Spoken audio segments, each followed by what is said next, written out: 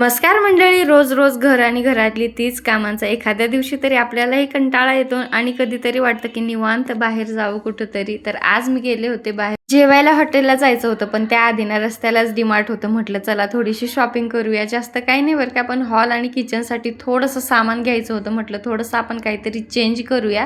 तर इथं उशी आणि उशीचे कवर पाहिले आणि किचनसाठी बऱ्याच दिवसांनी मला बरण्या पाहिजे होत्या. तेच घेतली बरणी आणि गोड बनवायसाठी गुलाबजामुनचं पॅकेट. माझ्या दुर्वानं मला अजिबात त्रास दिला नाही. मस्त अशी ट्रॉल्यांमध्ये बसून होती.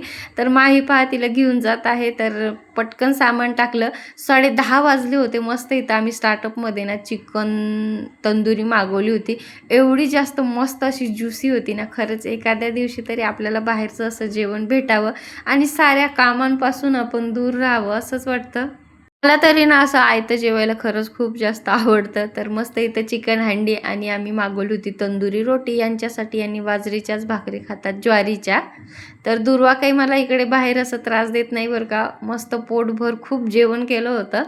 इथं पण आम्ही 950चं बिल केलं आणि त्यानंतर निघालो घरी. ब्लॉग आवडला असता लाईक आणि सबस्क्राईब करायला विसरू नका ताईंनो. बाय.